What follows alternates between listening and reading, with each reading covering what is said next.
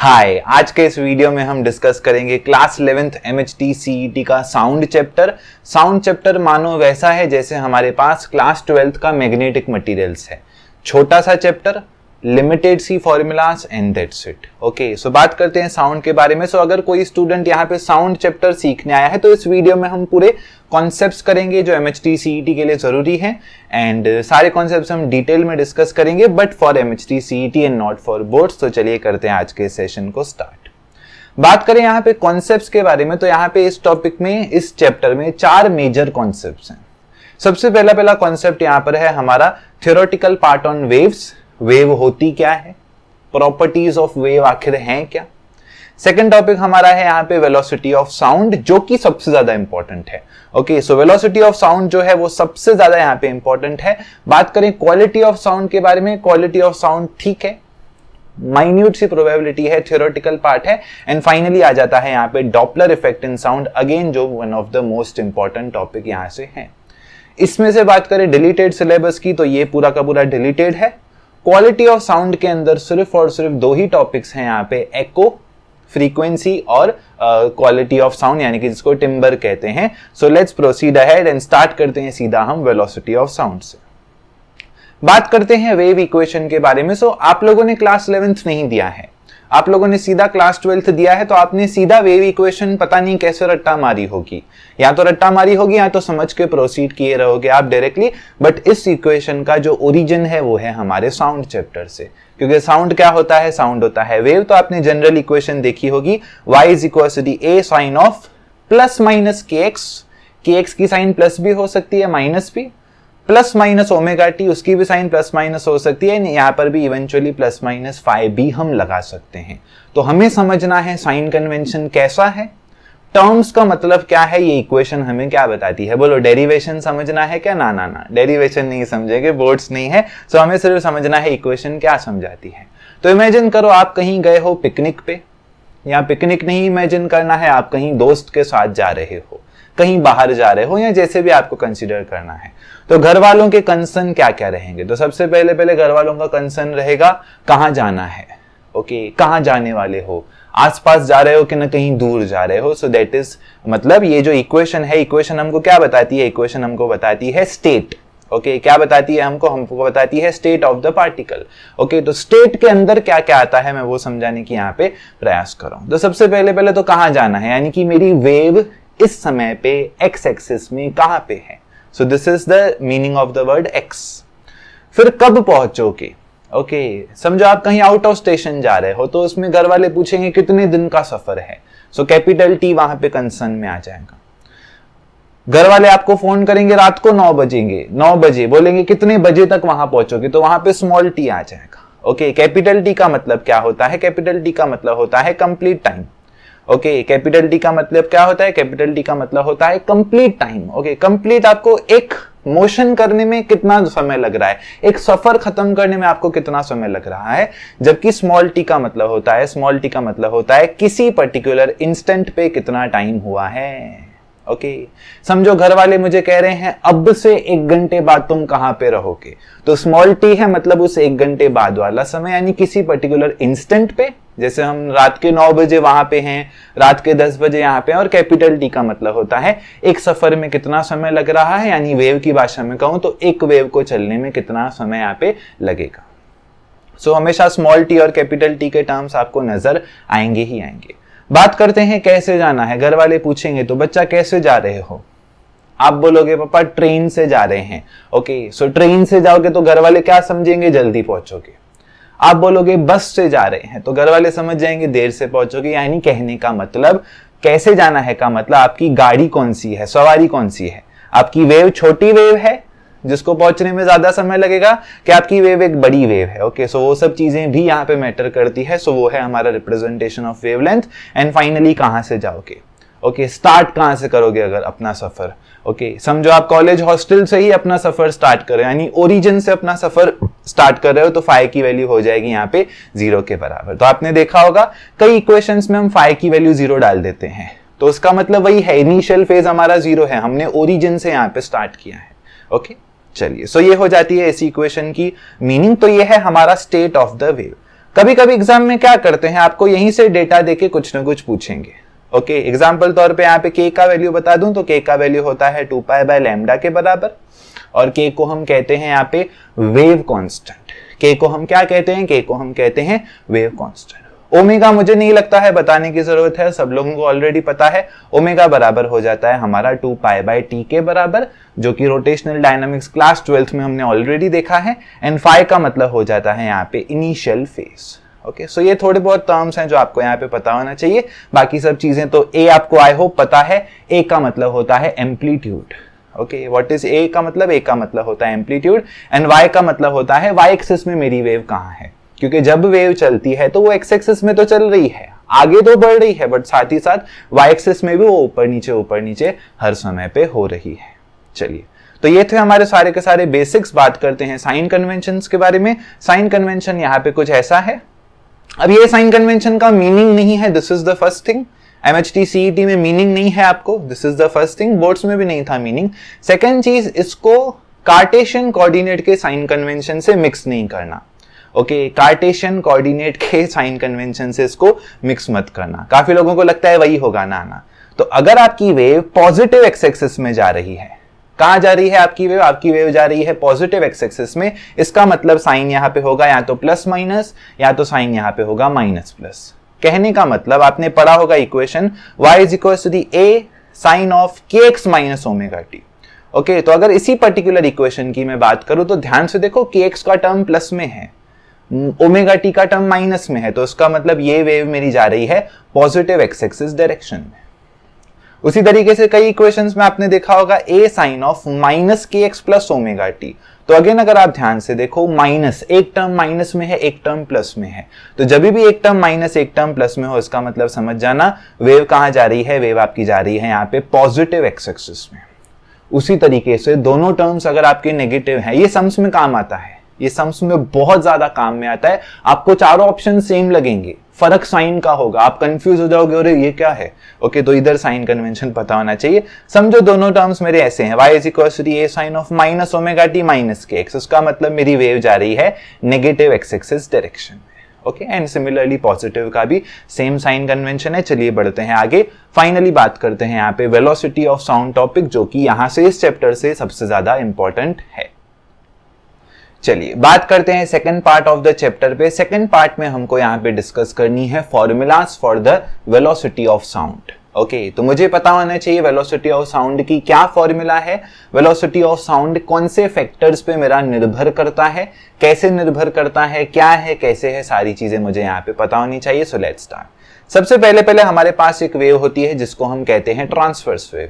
दूसरी वेव हमारे पास होती है जिसको हम कहते हैं लॉन्जिट्यूडनल वेव। ट्रांसवर्स वेव की अगर मैं बात करूं तो ट्रांसवर्स वेव हमारी यूजुअली, अगर आपको एग्जांपल समझना है, तो वो वेव्स जो कि रस्सी के ऊपर बनती हैं। ओके, जो कि रस्सी के ऊपर बनती है। आसान भाषा में बता रहा हूं, क्यों? क्योंकि ट्रांसफर्ड लॉन्जिट्यूडनल आपको डिलीटेड है, वो वाला पार्ट आपको डिलीटेड है, बट आइडिया थोड़ा सा होना चाहिए। जैसे रस्सी है, क्लास 12th में आपने सोनोमीटर किया, तो सोनोमीटर में जो वेव्स बन रही हैं वो है ट्रांसवर्स वेव, रस्सी वाली वेव्स। आसान भाषा में बात करें लॉन्जिट्यूडनल वेव्स के बारे में, लॉन्जिट्यूडनल वेव्स आपकी वो है जो हवा में बनती हैं, एयर में बात कर रहा हूं, that is a longitudinal wave. Okay, तो एयर वाली वेव्स यानी जो रेजोनेंस ट्यूब आपने किया, so that was about the longitudinal wave. भले वो सब स्टेशनरी था, बट थी तो इवेंचुअली लॉन्जिट्यूडनल वेव ही। सो आदत है, एक बार इंसान सफल हो जाता है एक फील्ड में, उसे लगता है वो हर फील्ड में सफल होगा। तो न्यूटन पहले ही लॉज बना चुका था, मैकेनिक्स में एकदम सफलता हासिल कर चुका था, फिर वो आया यहाँ पे एंड फिर उसने एक इक्वेशन बनाई, ट्रांसवर्स वेव की इक्वेशन। ओके, किसकी इक्वेशन बनाई? ट्रांसवर्स वेव के लिए एक इक्वेशन बनाई। सो उसने क्या कहा, velocity of a transverse wave is equal to the root of T by M. अब ट्रांसवर्स वेव, अभी मैंने आपको क्या बताया, ट्रांसवर्स वेव कहां बनेगी? अभी मैंने आपको बताया ट्रांसवर्स वेव बनेगी रस्सी पे, किसी ना किसी दो पॉइंट्स के बीच में कोई रस्सी बंधी हुई होगी, चाहे वो गिटार हो, चाहे वो सोनोमीटर हो, चाहे कपड़ा सुखाने की तार हो, कुछ भी हो सकता है, राइट। तो अब वो जो रस्सी आपने बांधी है, वहां पे क्या एग्जर्ट करेगा? वहां पे एग्जर्ट करेगा कुछ ना कुछ टेंशन, है ना। वो रस्सी अगर सीधी है तो उसके बीच में टेंशन है, तभी तो वो सीधी है, नहीं तो रस्सी ऐसे झुक जाए। कैसे कपड़े ज्यादा टांग दो, रस्सी ऐसे सो जाती है कई देर बाद। ओके, वैसे नहीं, रस्सी एकदम हमारी स्ट्रेट है, सो कुछ ना कुछ टेंशन का फोर्स एग्जिस्ट वहां पे होगा ही होगा। सेकेंड चीज यहाँ पे, ये वाला टर्म यूजुअली सबको लगता है मास है, कि रस्सी का मेरे कितना मास है, बट नहीं, this term represents linear mass density. Okay, so small m का मतलब क्या है? स्मॉल m का मतलब यहाँ पे है linear mass density. Okay, so ये एक प्रकार की डेंसिटी है। अगर आपको पता हो डेंसिटी क्या होती है, मैं आपसे फ्रेंकली पूछता हूं व्हाट इज डेंसिटी, तो जैसे ही मैं डेंसिटी पूछता हूं सब लोग बोलते हैं mass upon volume, but it is wrong. आप नहीं कह सकते हो मास अपॉन वॉल्यूम, क्योंकि डेंसिटी 3 प्रकार की होती है। अगर मेरा ऑब्जेक्ट है ही वन डायमेंशनल, आप कौन से आधार पे कह सकते हो मास अपॉन वॉल्यूम? लॉजिक समझ रहा है क्या? वॉल्यूम कब होगा? जब ऑब्जेक्ट 3D है। ओके, बट ये चीजें स्कूल में हमको नहीं पढ़ाते, हम बोल डेंसिटी हाँ mass upon volume, so it is wrong.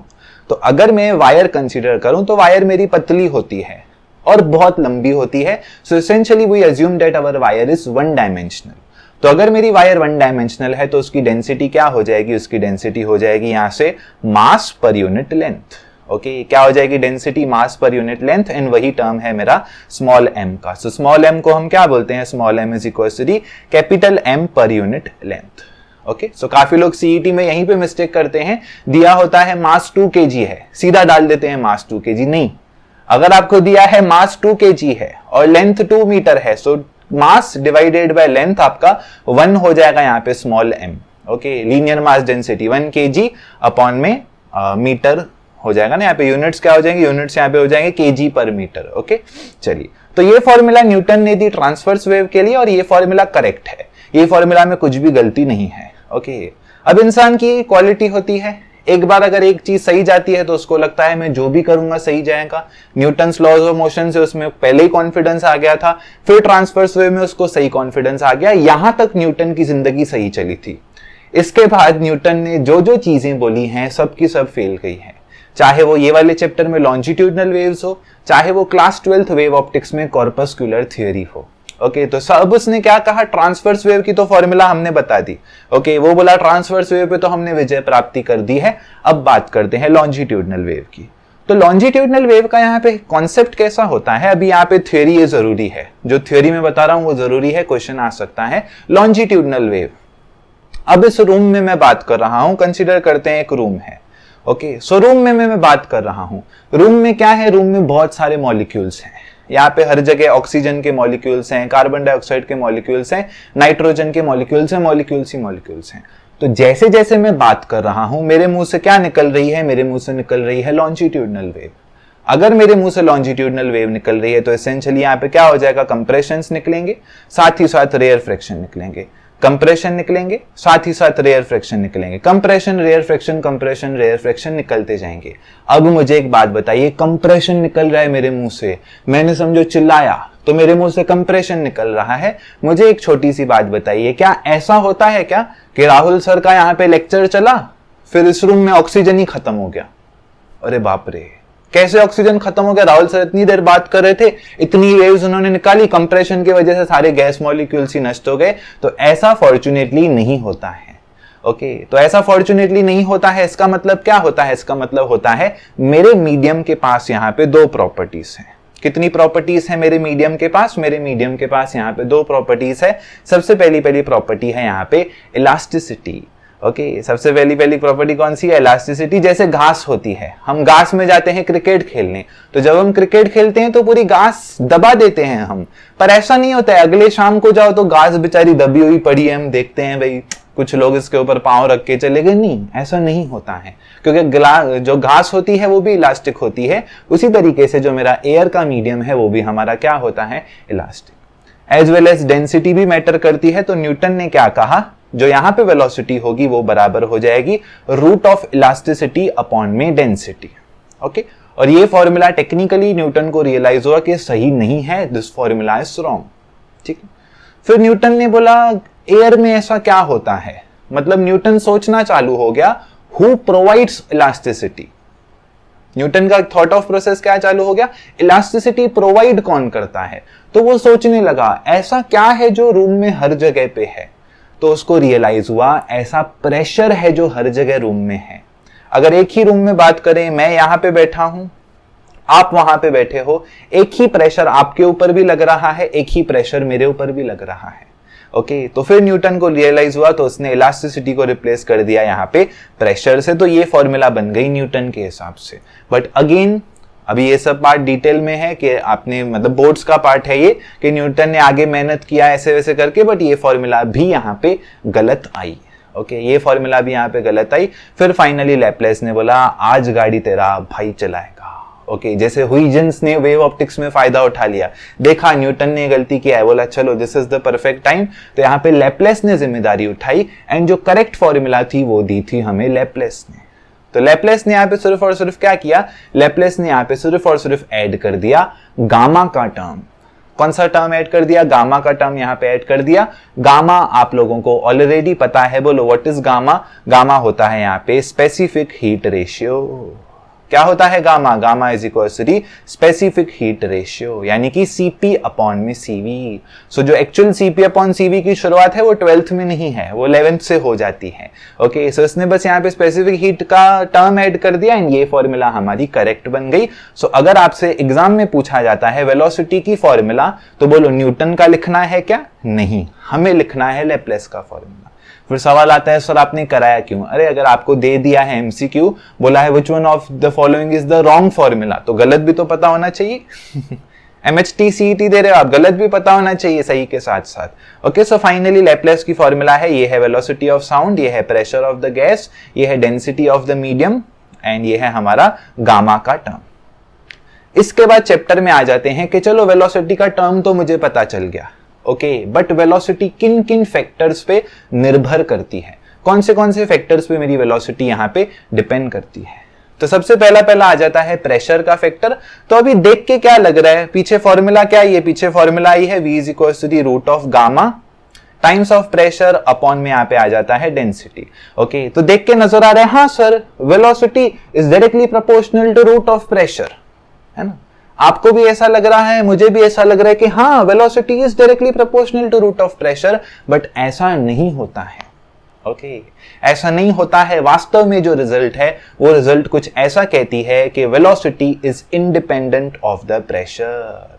Velocity क्या होती है, वेलोसिटी होती है हमारी independent of the pressure.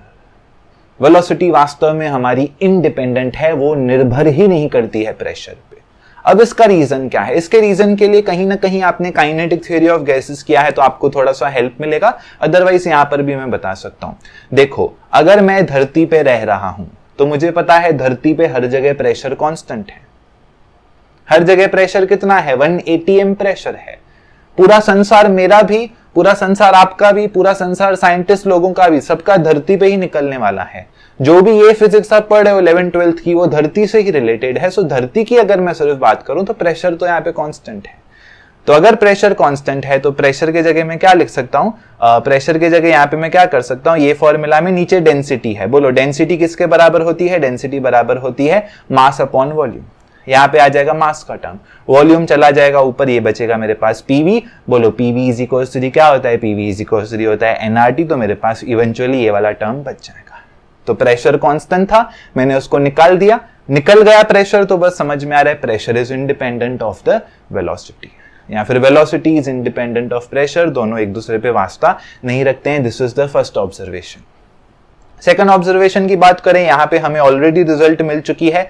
Number of moles मेरे हाथ में है, मैं 5 मोल कंसीडर करूं, मैं 1 मोल कंसीडर करूं। आर का टर्म न मेरे हाथ में है, न आपके हाथ में है, यूनिवर्सल गैस कांस्टेंट है, किसी के हाथ में नहीं है। गामा, मैं मोनो एटॉमिक गैस ले लूं, गामा की वैल्यू फिक्स रहेगी।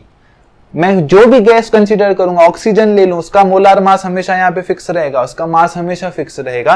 तो ये सारे टर्म्स कांस्टेंट है, तो इसका एक ही मतलब हो सकता है कि velocity is directly proportional to root of T. This is the second relation. Okay so ये है हमारा यहाँ पे सेकंड रिलेशन के velocity is directly proportional to root of T.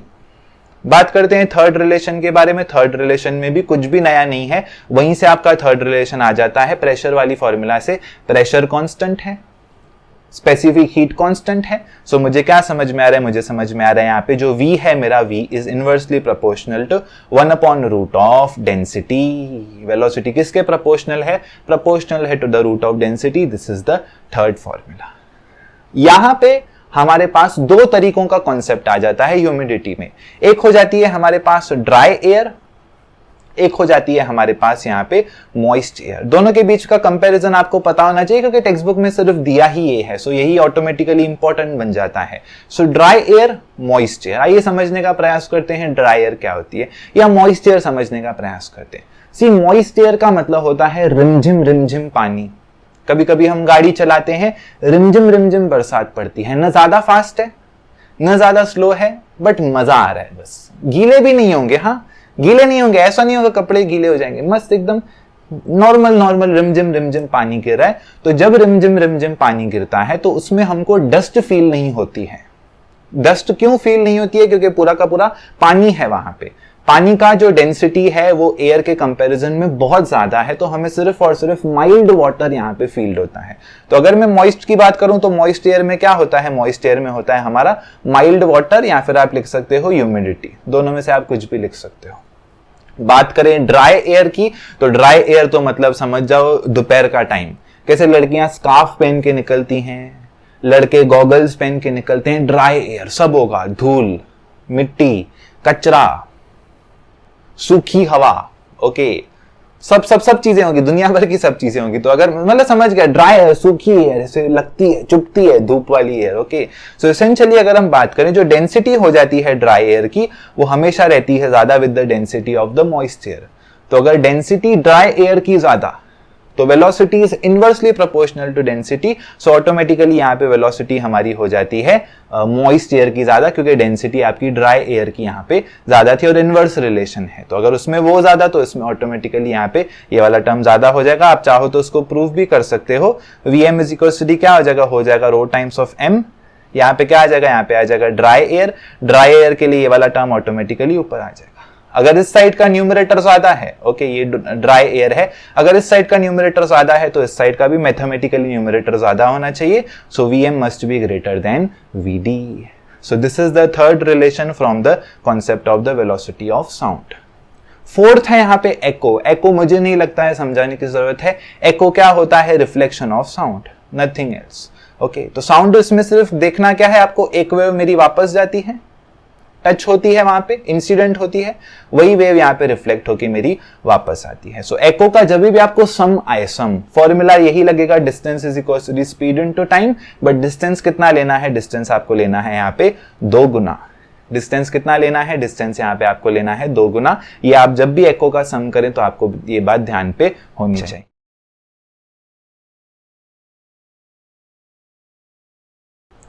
बात करते हैं डॉपलर इफेक्ट इन साउंड के बारे में। ये पर्टिकुलर टॉपिक ऐसा है, महाराष्ट्र के 90% ऑफ द स्टूडेंट्स समझ ही नहीं पाते हैं चल क्या रहा है। नीट वाले इसको समझ पाते हैं क्योंकि नीट में इसके लिए अच्छी खासी शॉर्टकट्स हैं। जेई एकदम अलग हो जाता है, उसकी हम बात नहीं करेंगे। बाकी महाराष्ट्र बोर्ड के स्टूडेंट्स समझ नहीं पाते हैं चल क्या रहा है, क्योंकि करीबन यहाँ पे 9 फॉर्मूलाज है। 9 फॉर्मूलाज में जो डिफरेंस है साइन का। टर्म 9 के 9 फॉर्मूलाज भी वही है, बट साइन का यहाँ पे डिफरेंस है। सो आज मैं आपको one of the best method यहाँ पे बताने वाला हूँ जो मैंने मेरे स्टूडेंट टाइम में डिस्कवर किया था। तो चलिए स्टार्ट करते हैं।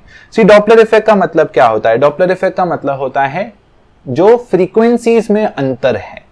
एग्जाम्पल तौर पे जब मैं प्लेटफॉर्म पे खड़ा होता हूं तो ट्रेन मेरे दूर खड़ी है बहुत और हॉर्न बजा रही है, तो मुझे हॉर्न बहुत धीरे सुनाई देता है, बहुत ज्यादा धीरे, एकदम टें से सुनाई देता है, हाँ चलो आ रही है। जब ट्रेन नजदीक आ जाती है, एकदम मेरे सामने आके खड़ी हो जाती है, कान बंद करने की नौबत आ जाती है, इतना आवाज वहां पे बढ़ जाता है। एंड उसी तरीके से जब ट्रेन आगे पास हो जाती है, सो जब पास हो गई यहां से, ओके, तो क्या हो जाता है? तो फिर आवाज वापस से कम हो जाता है। तो अगर मैं यहाँ पे ग्राफ बनाऊं तो ग्राफ कुछ ऐसा नजर आता है मुझे, ओके। उसी तरीके से किसी हिंदी पिक्चर की बात करें, विलियन ने हीरो को या हीरो ने विलियन को ऊपर से धकेल दिया। सो जब धकेल दिया तो क्या हो जाता है? ऊपर से तो आवाज अच्छे से आता है बट नीचे नीचे जाते जाते ऐसे वो पूरा उसका अंतर स्वर ही कम होते जाता है। मतलब ऐसा लगता है कुछ बोल ही नहीं रहा है वो, जबकि इंसान भले ही चिल्ला रहा होता है, वो खाई से गिर रहा है भाई, वो तो चिल्लाता ही रहेगा, बट हमको आवाज ऐसे धीमा धीमा जाता हुआ सुनाई देता है। तो ये क्या है? अगर ट्रेन की बात करें, क्या ट्रेन वाले की मेरे से खुन्नस है कि रुक तेरे को डराता हूं, और ट्रेन जैसे ही नजदीक आती है ट्रेन वाला अपने हॉर्न की फ्रीक्वेंसी बढ़ा देता है? ना ना ना। ट्रेन का आवाज पहले अगर 100 हर्ट्ज की फ्रीक्वेंसी पे बज रहा था तो अभी भी 100 हर्ट्ज की फ्रीक्वेंसी पे बजेगा, बाद में भी 100 हर्ट्ज की फ्रीक्वेंसी पे ही बजेगा, ओके, बट स्टिल हमको पहले धीरे सुनाई देता है, बाद में जोर से सुनाई देता है। तो इसका रीजन क्या है? तो इसका रीजन है यहाँ पे डॉपलर इफेक्ट। यहाँ पे दो तरीकों की फ्रीक्वेंसी होती है। सबसे पहले मैं आपको बता दूं, सबसे पहले जो फ्रीक्वेंसी होती है वो होती है ऑब्जर्वर, या फिर मैं कह सकता हूं सोर्स फ्रीक्वेंसी। ओके, सबसे पहली फ्रीक्वेंसी क्या होती है? सबसे पहली फ्रीक्वेंसी होती है सोर्स फ्रीक्वेंसी। सोर्स फ्रीक्वेंसी का मतलब है सोर्स ने अपने अंदर से कितनी वेव्स निकाली। समझो ये मेरा यहाँ पे स्पीकर पड़ा है, स्पीकर ने समझो यहाँ से 100 वेव्स निकाली 1 सेकंड में, तो उसकी फ्रीक्वेंसी हो जाएगी 100 hertz. So this is my source frequency. दूसरी जो फ्रीक्वेंसी होती है वो होती है ऑब्जर्वर फ्रीक्वेंसी, यानी कि जो उसको सुनने वाला है। जैसे ट्रेन के केस में मैं सुन रहा था ना ट्रेन का आवाज, तो दूसरी फ्रीक्वेंसी हो जाती है ऑब्जर्वर फ्रीक्वेंसी। ऑब्जर्वर फ्रीक्वेंसी का मतलब हो जाता है number of waves received in 1 second. Okay, अभी डेफिनेशन यहाँ पे नहीं लिखूंगा क्योंकि this is MHT CET। Boards होता तो एक एक वर्ड लिखते, एक एक चीज समझते। ओके, तो सोर्स की फ्रीक्वेंसी क्या है? Number of waves emitted in 1 second. Observer की फ्रीक्वेंसी क्या है? Number of waves received in 1 second. Okay, तो एग्जांपल तौर पे मैं खड़ा हूं, आप मेरे से बात कर रहे हो, आप बोल रहे हो सर फिजिक्स ऐसा है, सर फिजिक्स में कुछ समझ में ही नहीं आ रहा है। आप सामने खड़े हो मेरे से, मेरे 100 हर्ट्ज की फ्रीक्वेंसी से बात कर रहे हो, मैं आपकी बातें सुन रहा हूं कि अच्छा नहीं आ रहा है समझ में। ओके, तो मैं आपकी सीधी बातें सुन रहा हूं, तो आप 100 हर्ट्ज की फ्रीक्वेंसी से बोल रहे हो, मैं 100 हर्ट्ज की फ्रीक्वेंसी से सुन रहा हूं। तो जो फ्रीक्वेंसी से आपने कहा वही फ्रीक्वेंसी मैंने सुनी, तो हम कहते हैं n बराबर हो जाता है यहाँ पे Na के। अब आप बोलोगे सर n क्या है, Na क्या है? तो आइए समझने का प्रयास करते हैं। ये है हमारा मुख्य टेम्पलेट। ओके, ये क्या है? ये है हमारा टेम्पलेट। आपको ये टेम्पलेट याद करना है, बस आपको 9 फॉर्मूलाज यहाँ पे याद नहीं करनी है, आपको सिर्फ ये टेम्पलेट याद करना है। Na क्या है? Na है एपरेंट फ्रीक्वेंसी। एपरेंट फ्रीक्वेंसी का हिंदी मतलब होता है जो फ्रीक्वेंसी लग रही है, जो फ्रीक्वेंसी लग रही है। जैसे ट्रेन की फ्रीक्वेंसी, जब ट्रेन नजदीक आती है क्या लगता है? जब ट्रेन नजदीक आती है हमको ट्रेन की फ्रीक्वेंसी ज्यादा लगती है। सो लग क्या रही है? ज्यादा लग रही है। सो Na is the apparent frequency. N का मतलब ओरिजिनल फ्रीक्वेंसी, मतलब सच में जो ट्रेन में से आवाज निकल रही है। सो Na मतलब क्या? जो फ्रीक्वेंसी मुझे अपीयर हो रही है, एपरेंट। N का मतलब क्या? जो ओरिजिनल फ्रीक्वेंसी है। V क्या है? V is the velocity of the sound. V0 क्या है? Velocity of observer. Vs क्या है? यहाँ पे वेलोसिटी ऑफ द सोर्स। आइए समझने का प्रयास करते हैं कुछ टर्म्स को। तो चलिए पहले केस में बात करते हैं। आप खड़े हो मेरे सामने, मैं आपके सामने खड़ा हूं, हम दोनों एक दूसरे के साथ खड़े हैं। ओके, तो अगर दोनों साथ में खड़े हैं तो बोलो V0 क्या हो जाएगा? V0 का टर्म 0, क्योंकि ऑब्जर्वर चल नहीं रहा है, ऑब्जर्वर नहीं चल रहा है तो उसकी वेलोसिटी 0। Vs की बात करें, Vs क्या हो जाएगा? यहाँ पे सोर्स भी नहीं चल रहा है तो उसकी भी वेलोसिटी 0। बोलो ये दोनों टर्म्स यहाँ से 0 हो गए। V का टर्म कैंसिल, क्या बचेगा? Na is equal to the n, यानी जो फ्रीक्वेंसी ऑब्जर्वर की थी वही फ्रीक्वेंसी हो जाएगी यहाँ पे सोर्स की। This is the case number 1। बढ़ते हैं आगे की तरफ। समझो ऑब्जर्वर वहीं पे रुका है, सोर्स मेरा चल रहा है। अब सोर्स यहाँ पे आगे आते जा रहा है। ओके, सोर्स आगे आ रहा है। सोर्स आगे आ रहा है मतलब क्या करना चाहता है? तुम मेरे नजदीक आ रहे हो, तुम मेरे नजदीक आ रहे हो, तुम मुझे अपनी बातें सुनाना चाहते हो। सर नहीं हो रहा है, सर दुख है, जिंदगी में दर्द चल रहा है, तुम अपनी बातें मुझे सुनाना चाहते हो। कहने का मतलब तुम एपरेंट फ्रीक्वेंसी को बढ़ाना चाहते हो। तुम एपरेंट फ्रीक्वेंसी कब बढ़ा सकते हो? तुम्हारे पास है वेलोसिटी ऑफ द सोर्स, तो और तुम प्रेजेंट हो डिनोमिनेटर में। देखो मैं एक ही जगह पे खड़ा हूं तो मेरी वेलोसिटी तो 0 है, तो न्यूमरेटर तो यहाँ पे क्या मिलेगा? न्यूमरेटर में तो सिर्फ और सिर्फ V का टर्म ही बचेगा। ओके, तुम मेरे पास आ रहे हो, मेरे पास आ रहे हो मतलब तुम इसको बढ़ाना चाहते हो। इसको तुम तभी बढ़ा सकते हो जब मैथमेटिकली डिनोमिनेटर कम हो, क्योंकि दोनों क्या है? दोनों यहाँ पे इनवर्स प्रोपोर्शन में है। सो एसेंशियली इनवर्स प्रोपोर्शन में यहाँ पे साइन क्या हो जाएगी? साइन हो जाएगी नेगेटिव, तो यहाँ पे आ जाएगा V minus Vs times of n का टर्म। ओके, तो जस्ट आपको टेम्पलेट में से टर्म्स निकालते जाने हैं, कुछ याद नहीं करना है। स्टूडेंट्स ऐसे याद करते हैं बैठ के, डर जाता हूं कभी कभी मैं। ओके, देखो आगे देखते जाओ, आ जाएगा समझ में। चलिए इमेजिन करते हैं सोर्स मेरे से दूर भाग रहा है। ओके, सोर्स दूर चलते जा रहा है, मैं वहीं पे रुका हूं, मैं कहीं नहीं रुका हूं। अगर तुम मुझसे दूर जा रहे हो इसका मतलब क्या है? तुम मुझे अपनी बातें नहीं सुनाना चाहते हो, तुम कुछ सुनाने आए थे मुझे, देखा अरे बाप रे तो खड़ूस मूड में बैठा है, भागो यहाँ से दूर भागो। तो तुम अगर दूर भाग रहे हो, सोर्स मुझसे दूर जा रहा है, इसका मतलब एपरेंट फ्रीक्वेंसी क्या होना चाहती है? एपरेंट फ्रीक्वेंसी यहाँ पे कम होना चाहती है। एपरेंट फ्रीक्वेंसी कम कब होगी? जब डिनोमिनेटर क्या हो? बोलो इनवर्स प्रोपोर्शन है, तो इस बार डिनोमिनेटर को ज्यादा होना पड़ेगा। तो फॉर्मूला क्या हो जाएगी? फॉर्मूला हो जाएगी यहाँ पर V plus Vs times of n। Okay चलिए, तो ये हो गया आपकी फॉर्मूला नंबर 2, ये हो गया आपकी फॉर्मूला नंबर यहाँ पे 3। बढ़ते हैं आगे। केस नंबर 4, तुम वहीं पे बैठे हो, तुमने इस साल रिकॉर्ड तोड़ दिया, MHT CET 2022 में 21 वाले स्टूडेंट्स का रिकॉर्ड तोड़ दिया। तो मैं माला लेके तुम्हारे पास आ रहा हूं, मैं बोला हूं चलो भाई स्वागत करते हैं तुम्हारा।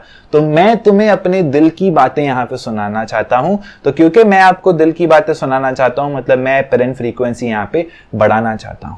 मैं एपरेंट फ्रीक्वेंसी कब बढ़ा सकता हूं? मैं एपरेंट फ्रीक्वेंसी तब बढ़ा सकता हूं जब न्यूमरेटर मेरा ज्यादा होगा, क्योंकि न्यूमरेटर वाले टर्म्स डायरेक्टली प्रोपोर्शनल होते हैं। So Na is equal to D क्या हो जाएगा? Na is equal to D हो जाएगा v प्लस v0। तुम तो वहीं रुके हो, तुम्हारी वेलोसिटी तो 0 है, तो ये बचेगा मेरे पास v टाइम्स ऑफ यहाँ पे आ जाएगा n। ओके चलिए,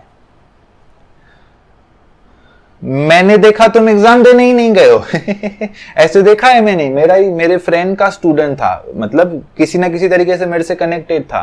तो उसने बोला सर बहुत डर लग रहा है, बोर्ड एग्जाम 2019 की बात है, सर बहुत डर लग रहा है। मैंने बोला क्या हुआ? बोला सर बोर्ड एग्जाम्स की रिजल्ट आने वाली है। तो मैं उसकी काउंसलिंग करना स्टार्ट हो गया कि कुछ नहीं होता है, मार्क्स कम ज्यादा, जिंदगी है, दुनिया का मैल है, आज है कल नहीं। मैं सब फिलोसॉफिकल काउंसलिंग स्टार्ट कर दिया। उसने बोला सर वो टेंशन नहीं है। मैंने बोला क्या टेंशन है? बोला सर मैं एग्जाम देने ही नहीं गया था मैं बोला तू तो निकला था घर से, मतलब मैसेज करके निकला था लास्ट में, सर आशीर्वाद दे दो ऐसे। मैं बोला हाँ सर निकला तो था ना घर से, बट मैं सोचा फिजिक्स का एग्जाम है, मतलब क्या होगा, मतलब वैसे भी मैथ्स में पता था फेल हूं, पहले मैथ्स का था शायद कुछ, उसका कुछ तो ऐसा सीन था। नहीं बोर्ड एग्जाम था ना, सॉरी बोर्ड एग्जाम था, पहले इंग्लिश का था। बोर्ड एग्जाम में कभी भी पहले लैंग्वेज होती है ना। तो बोला लैंग्वेज तो वैसे ही फेल था, कुछ पढ़ा नहीं था। मैं सोचा एक तो फेल ही हूं, तो मैं फिजिक्स का गया ही नहीं, उधर से ही ऐसे स्विमिंग पूल चला गया था तो मैं बोला भाई डेंजर है। तो बेसिकली अगर ऐसे इंसान है, स्टूडेंट ऐसा है, तो मैं यहाँ पे भाग रहा हूँ। तो अगर मैं भाग रहा हूँ क्योंकि मैं कुछ भी नहीं कर सकता हूँ, उल्टा घर वाले उसके मेरे से पूछ रहे थे कि भाई आपने तो पढ़ाया था इसको, ये क्या हो गया? बट अभी क्या करे, कितना भी कंट्रोल करो। ये 10th बोर्ड्स की बात है वैसे। चलिए सो Na यहाँ पर क्या हो जाएगा? Na यहाँ पर हमारा, मैं कम करना चाहता हूँ एपरेंट फ्रीक्वेंसी। तो अगर मैं एपरेंट फ्रीक्वेंसी कम करना चाहता हूँ तो क्या हो जाएगा? न्यूमरेटर भी मुझे कम करना पड़ेगा, क्योंकि मेरे हाथ में यहाँ पे ऑब्जर्वर वेलोसिटी है v0। So Na is equal to क्या हो जाएगा? हो जाएगा v माइनस v0 अपॉन में v टाइम्स ऑफ यहाँ पे आ जाएगा n का टर्म। देखो जिन लोगों को लॉजिक समझ में आ गया, बस यही चलता रहेगा आगे। ओके अब सोर्स भी मेरे नजदीक आ रहा है, सोर्स भी चाहता है एपरेंट फ्रीक्वेंसी बढ़ाए। बोलो सोर्स एपरेंट फ्रीक्वेंसी कैसे बढ़ा सकता है? सोर्स एपरेंट फ्रीक्वेंसी तब बढ़ा सकता है जब डिनोमिनेटर को घटाए। सो डिनोमिनेटर को घटाए तो साइन आ जाएगी यहाँ पे माइनस की। मैं सोर्स के पास जा रहा हूं, मैं भी उसको माला पहनाने जा रहा हूं, मैं भी एपरेंट फ्रीक्वेंसी बढ़ाना चाहता हूं। मैं एपरेंट फ्रीक्वेंसी कब बढ़ा सकता हूं? जब ये वाला टर्म मेरा बड़ा हो। तो यहाँ पे आ जाएगा v plus v0 times of n। Source मुझसे दूर जा रहा है, देख रहा है अरे बाप रे खुन्नस की मूड में है ये, तो दूर जा रहा है, मुझसे दूर जा रहा है, मतलब एपरेंट फ्रीक्वेंसी घटाना चाहता है। एपरेंट फ्रीक्वेंसी घटाएगा कैसे? जब डिनोमिनेटर यहां से बढ़ेगा। तो यहाँ पे आ जाएगा v प्लस vs। मैं उससे दूर जा रहा हूं, मैं बोल रहा हूं भाई इसको इंटरेस्ट नहीं है, मैं क्या करके करूं? तो मैं भी दूर जा रहा हूं, मैं कैसे इसको कम करूंगा? एनी का टर्म, मैं न्यूमरेटर में हूं, तो यहाँ पे आ जाएगा v minus v0 times of n। Finally जो केस MHT CET में लास्ट ईयर आया था वो था case number 8। Case number 8 MHT CET में आया था। स्टूडेंट समझे ही नहीं करना क्या है, बोल रहे थे तो टेक्स्ट बुक में फॉर्मूला है ही नहीं। भाई टेक्स्ट बुक में बोर्ड्स होता है, CET के लिए कुछ एक्स्ट्रा करना पड़ता है। सो यहाँ पे क्या हो रहा है? सोर्स नजदीक आ रहा है। सोर्स नजदीक आ रहा है मतलब वो क्या चाहता है? एपरेंट फ्रीक्वेंसी बढ़े। एपरेंट फ्रीक्वेंसी कब बढ़ेगी? जब डिनोमिनेटर मेरा घटेगा, क्योंकि इनवर्स प्रोपोर्शन है। ऑब्जर्वर भाग रहा है यहाँ से, ऑब्जर्वर भाग रहा है का मतलब क्या है? वो भी मतलब एपरेंट फ्रीक्वेंसी को घटाना चाहता है। कैसे घटा सकता है? जब यहाँ से न्यूमरेटर में भी उसका टर्म माइनस हो, क्योंकि आपको पता तो होगा मेरे हिसाब से A is directly proportional to B, मतलब एक बढ़ेगा दूसरा भी बढ़ेगा। A is inversely proportional to 1/b, मतलब एक बढ़ेगा तो दूसरा यहाँ से घटेगा। एंड फाइनली अगर सोर्स दूर भाग रहा है तो इक्वेशन कौन सी आ जाएगी? ये कम करना चाहता है। ये कम कब होगा? जब डिनोमिनेटर इसका बढ़ जाएगा। ऑब्जर्वर सोर्स के पास जा रहा है, ऑब्जर्वर सोर्स के पास जा रहा है मतलब एपरेंट फ्रीक्वेंसी को बढ़ाना चाहता है। ये कब बढ़ेगा? जब इसका न्यूमरेटर यहां से बढ़ेगा। सो इसी तरीके से हमारी 9 formulas Doppler effect of sound की होती है समाप्त। सच्ची बता रहा हूं, एक बार लॉजिक समझ में आ गया ना, कुछ फॉर्मूलाज याद करने की भी आपको यहाँ पे जरूरत नहीं है। And that was all about the sound. Sound chapter की अगर हम प्रीवियस ईयर क्वेश्चंस की बात करें, वेलोसिटी ऑफ साउंड से बहुत बार क्वेश्चंस आए हैं, as well as Doppler effect of sound से बहुत ज्यादा बार क्वेश्चंस आए हैं। सो ये दोनों हैं यहाँ के मुख्य टॉपिक। अब आपके कॉन्सेप्ट्स थ्योरी वाले होते हैं समाप्त, तो अब एक्सक्यूजेस, अब रीजनिंग यहाँ पे नहीं चलेगी। Wish you all the very best. So, जाने से पहले एक छोटी सी अनाउंसमेंट, ये जो हमारा कोर्स है ये पूरा का पूरा फोकस्ड है क्लास 11th MHT CET के चैप्टर्स पे, एंड वो भी थ्योरी टॉपिक के ऊपर। सो आई विश आपका पूरा का पूरा थियोरेटिकल कॉन्सेप्ट क्लास 11th के खत्म हो जाए थ्रू दिस प्लेलिस्ट। अगर आपको कंप्लीट MHT CET चाहिए, MCQ सॉल्विंग, क्योंकि थ्योरी क्वेश्चन सिर्फ 4 मार्क्स के आते हैं आउट ऑफ 50, मैं आपको ये चीज़ क्लैरिफाई कर दूँ। अगर आप ऐसे स्टूडेंट हैं जो सिर्फ थ्योरी करते हैं तो 4 मार्क्स का थ्योरी आता है 50 में से, बाकी 46 मार्क्स के सम्स आते हैं। तो अगर आपको सम्स सीखने हैं तो सम्स के लिए थोड़ा सा लाइव इंटरेक्शन जरूरी है एंड बहुत सारे अदर फैक्टर्स भी जरूरी हैं, तो उसके लिए आपको ज्वाइन करनी पड़ेगी हमारी बैच।